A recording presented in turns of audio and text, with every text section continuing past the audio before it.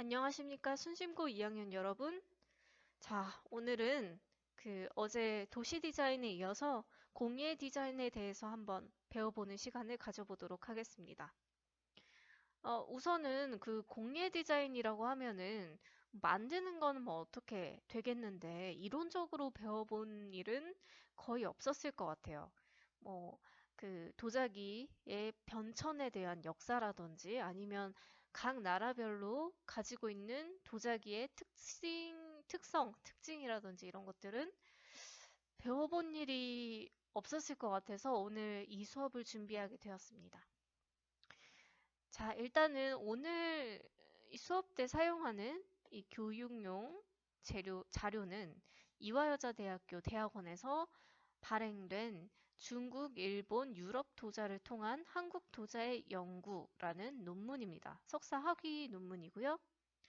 자, 요거는 이제 공예학부 도자예술 전공의 김태현이라고 하는 분께서 쓴 논문입니다.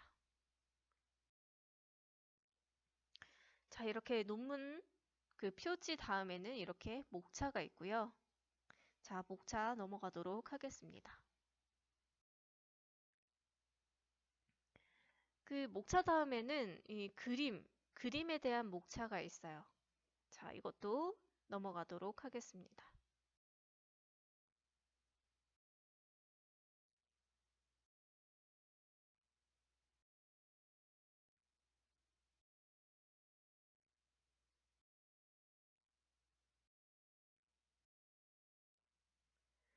자, 이제 논문 개요인데요. 이 논문의 학교에 따라서 이 국문 초록이라 하기도 하고 논문 개요라고 하기도 하는데 이제 어제 봤던 논문에서는 국문 초록이라고 하고 있었죠. 근데 여기에서는 논문 개요라고 하고 있습니다. 근데 둘 다 의미는 똑같습니다. 자, 한번 읽어볼까요? 인류는 선사시대로부터 오늘에 이르기까지 오랫동안 갖가지 그릇과 접촉해오면서 사용하고 변화시키는 등의 문화적인 발전을 해왔고, 도자기는 변하지 않는 모습으로 땅에 묻혀서 그 시대의 고증을 충분히 해주고 있다. 라고 하고 있습니다. 여기에서는 이 저자가 무슨 말을 하고 싶은가 하면은 도자기의 도자기의 역사성을 얘기를 하고 있는 것입니다. 선사시대부터 오늘에 이르기까지라고 얘기를 하면서 시대의 고증이라는 얘기를 하고 있기 때문에 도자기의 역사성을 우선 이 논문의 시작에서 아주 강조를 하고 있는 것이죠. 그러면서 최근 5년 사이 한국에서는 이제 한국으로 넘어옵니다. 한국에서는 지역 사업에서 특화 사업으로 도자 문화를 활성화시키는 시도가 많이 일어나고 있다. 지금 현재도 도자 사업은 아주 활발하게 일어나고 있죠. 이러한 시도를 바라보면서 본 연구자는 도예 전공자로서 한국이 중국과 함께 수천 년간 세계 도자 문화를 선도하는 국가였던 역사를 연구하고 싶었다라고 하면서 이 논문을 연구하게 된 어떤 동기에 대해서 얘기를 하고 있습니다. 이 우선 아주 특별한 도자기가 있죠. 우리나라에는 청자. 이 독자적인 청자를 만들고 쓸 수 있는 나라는 중국과 한국밖에 없었고, 청자, 그 다음에 백자.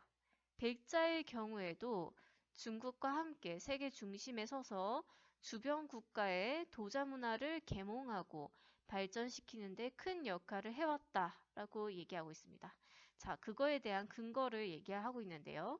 17세기에는 일본, 18세기에는 유럽, 에까지 도자의 아름다움과 실용성에 대해 확산을 시켰습니다. 그런데 19세기 후반부터는 이 한국 도자가 갑자기 반전되기 시작하여 주체적인 생각과 선택의 기획을 놓치게 되었습니다. 이거는 무슨 얘기냐면 이 정치적인 상황과 맞물리는 거예요.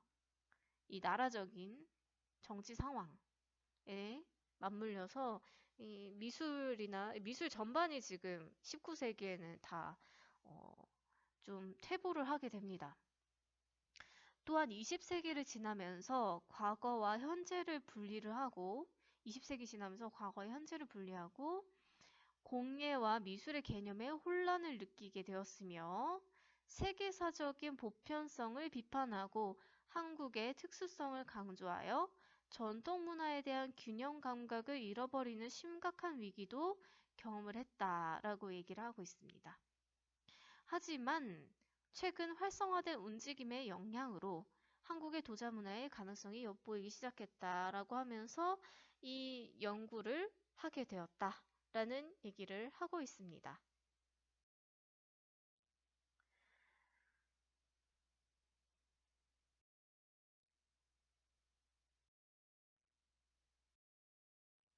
자, 이제 서론으로 넘어가도록 하겠습니다. 서론을 보면요, 연구의 동기 및 목적에 대해서 좀 더 이제 구체적이고 분석적으로 이렇게 얘기를 하게 될 것 같습니다.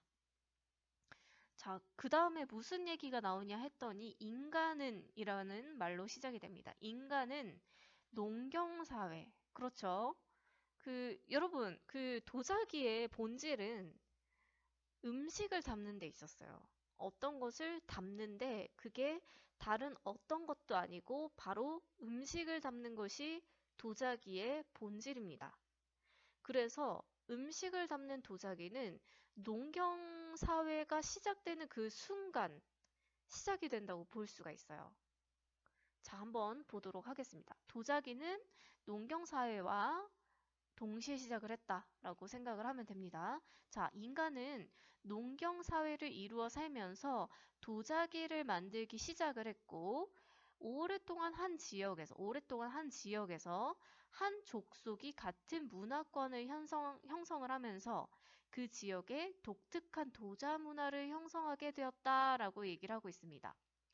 자, 오랜 시간 동안 한 지역에서 같은 문화권에서 한 족속이 독특한 도자 문화를 형성했다라고 얘기를 들었을 때 우리가 생각할 수 있는 것은 도자 문화가 발달하는 특별한 지역들이 있다라는 것을 유추를 할 수가 있는 거예요.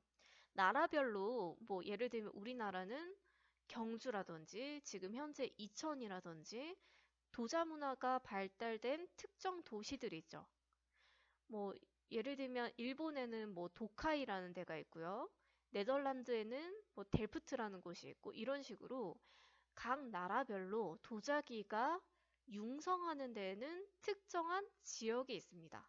자, 한번 논문에 다시 읽어보도록 하겠습니다.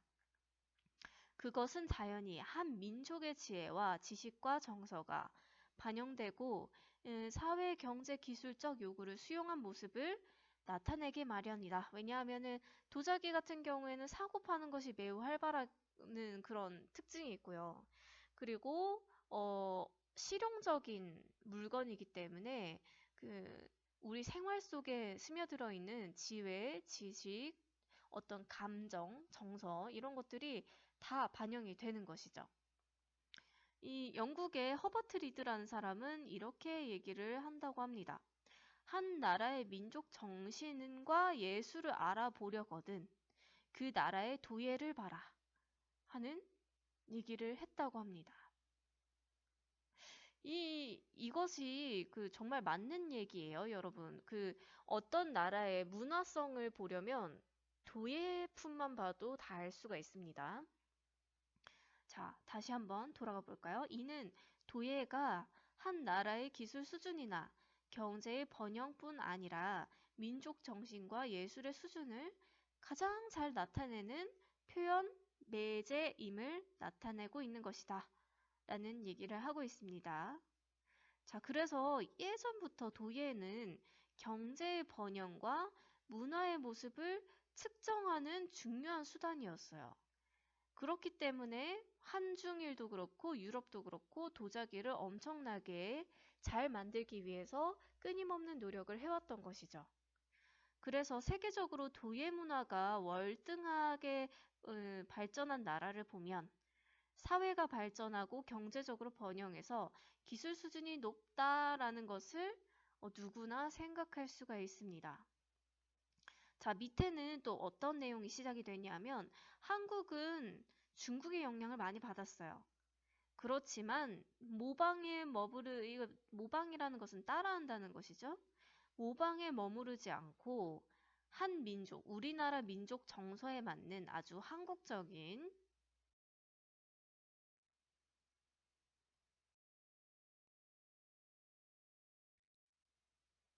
자, 이제 본격적으로 역사에 대해서 좀 배워보는 시간을 가져볼 건데요. 조금 뭐 이해가 안 되더라도 이런 게 있구나 하는 정도로만 좀 이렇게 들어주면 좋을 것 같습니다.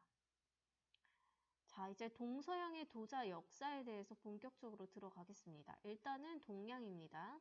그 중에서도 중국에 대해서 간략하게 보도록 하겠습니다. 자, 중국은 도자기죠? 자기를 일찍이 발명해서 유구한 역사를 가지고 있고 다양한 종류와 우수한 품질로 많은 국가들의 왕실입니다. 왕실로부터 칭송을 받아왔습니다. 국제적으로 아주 유명했죠. 그래서 일찍부터 해외로 알려져서 세계 각국 인사들의 사랑을 받아왔습니다. 그래서 어떤 일이 일어났냐 하면은 많은 국가들이 중국 도자기를 따라하기 시작해요. 그러면서 중국을 도자기의 나라라고 부르게 됩니다. 그래서 어떤 수준에까지 이르게 됐냐면 차이나라는 영어 단어가 중국, 국가를 가리키는 것이 아니라 도자기를 말하는 그 정도로 이 중국 도자기가 유명해집니다. 자, 도자기는 카올린으로 여기 한번 볼까요? 여기 각주가 있죠? 여러분들이 이거를 봐야 될 것 같습니다. 카올린. 올리나이트를 주성분으로 하는 자토라고 되어 있는데 이 색깔이 있는 붉은색의 그 흙을 얘기를 하는 것입니다. 카올린. 붉은색이에요. 이 붉은색 흙으로 그 그릇을 빚어서 1300도의 온도에서 구운 것이다 라고 얘기를 합니다. 자기는 아주 단단하고 태토가 휠뿐 아니라 얇고 가볍다 라고 되어 있습니다. 그냥 한마디로 얇고 가볍고 단단하다. 그러면 어떻게 되나요? 실용성이 아주 좋겠죠? 그중 가장 좋은 것은 은행 알색을 띠며 대단히 얇고 뭐 이렇게 여기 지금 논문 파일이 조금 잘못된 것 같은데 어쨌든 얇고 단단하고 가볍다 이렇게 생각을 하면 됩니다. 자, 중국이 언제 자기를 하기 시작했는가에 대해서는 이제 고고학계에서마저 의견이 아직 확정된 상태가 아니라고 합니다. 분분하다고 합니다. 상대, 육조, 당대에 발명됐다고 주장하는 사람들이 있지만 이제 일단은 청자가 발명된 시기를 동한으로 결론 지었다. 자, 신석기 시대와 이제 고대 국가 시대에 대해서 한번 보도록 하겠습니다. 이 시기는 기원전 2200년부터 기원전 581년까지예요. 자, 일찍이 1만 년 전의 신석기 시대 초기에 신석기 시대입니다. 이미 중국 사람들은 그 특정한 목적을 가지고 도기를 제작을 했습니다. 신석기 말인 하왕조 시대에 그 흑광이 나는, 간단히 얘기하면 검은 그 광이 나는 흑도를 이미 제작을 하고 있었고 흑도 문화기를 거쳐서 이것이 상시대, 주시대의 그 영향을 끼치게 됩니다. 우선은 상시대를 한번 볼까요? 상시대의 토기는 뭐 빗살무늬라든지 뭐 띠를 두른 토기 이런 거에서부터 약간 발전된 토기 종류들이 있었어요. 그 다음에는 그 대표적인 이제 그 토기로는 이런 게 있고요. 원신청 자관이라고 하는 이런 모양의 지금 봤을 때 정말 빗살무늬 토기가 생각나는 그런 모양이죠. 자, 그 다음에는 그 주나라를 보겠습니다. 주나라 때에는 인화문 이런 뭐 이렇게 보면은 굉장히 지금 어떤 특정한 형태가 없잖아요, 이 그림에. 그런데 주나라 시대에는 꽃무늬가 들어갑니다. 그러면서 뭐 줄무늬라든지 기하학적인 도형의 문양이 발전이 되죠.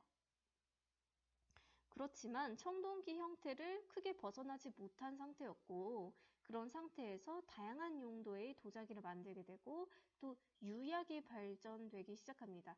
도자기는 유약이 되게 중요하거든요. 유약의 발전이 곧 도자기 발전에 큰 역할을 한다고 볼 수 있습니다. 자, 그 다음에 전국시대에 대한 얘기도 있는데요. 전국시대에 납을 이용한 연유도기가 강남에서 발전이 되게 됩니다. 이거 여러분 잘 이해가 안 되죠? 이런 어려운 얘기들이 나오니까. 그러니까 간단히 얘기하면 납은 어떤 데에 사용하냐면 색깔을 내는 데 많이 써요. 납.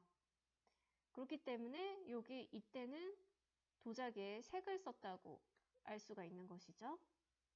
자, 그 다음에 표면을 연마한 후 소성을 하는, 소성이 뭐냐면 굽는 겁니다. 소성을 하는 연마 문도기나 채색 문도기, 그 기법이 발생을 하게 되고, 자, 아까 색 얘기했죠? 그래서 채색 문도기, 그리고 연마했다고 하니까 연마 문도기, 이렇게 두 가지가 발생이 되게 됩니다.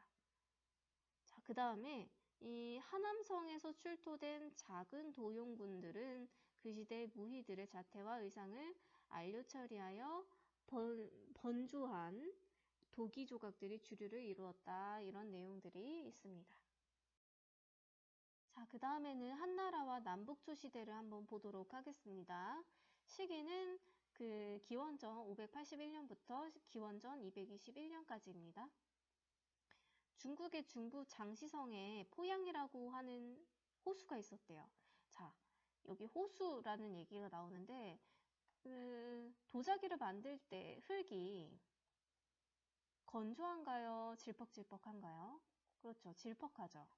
근데 이 질퍽한 흙이 흙 속에 물이 많다는 뜻입니다. 물. 그래서 이 토양이 굉장히 아주 좋은 토양이에요. 그래서 여기서는 농사도 잘 되고요. 이 농사는 곧 도자기와 같이 발전을 한다고 아까 얘기를 했었죠. 그래서 이 질퍽한 흙은, 좋은 흙은요, 물 근처에서 많이 나요. 강이나 호수, 이런 데에서 좋은 흙들이 나게 되어 있어요. 그래서 이 글로 다시 돌아가 보면 양쯔강과 이어져 있어서 도자기를 물론 좋은 흙에도 영향을 주지만요. 많은 물건을 운송하기에 편리했다라고 되어 있습니다. 옛날에는 차가 있는 것도 아니고 비행기가 있는 것도 아니니까 강을 따라서 배가 물건을 가득 싣고 여기에서 여기까지 운송을 하는 그런 역할을 했던 것이죠. 그래서 이 양쯔강 덕분에 좋은 흙도 얻을 수 있고 또 도자기를 다른 지역에 운송하기도 할 수 있었던 것이죠. 자, 그 다음에 한시대의 도자기에 대해서 한번 보도록 하겠습니다. 한시대의 도자기는 회흑색이라고 해요. 회흑색. 그러니까 약간 회색, 흑색, 약간 무채색 도자기라고 볼 수가 있죠. 그 다음에 토기의 녹색이나 갈색의 저온유약을 시우한 도기류라고 되어 있는데 저온유약이 뭐냐면요. 유약들이 여러 가지가 있어요. 정말 다양한데 그 중에서도 낮은 온도에 소성이 되는 그런 유약을 저온유약이라고 하고요. 시우했다고 하는 것은 그냥 발랐다는 얘기예요.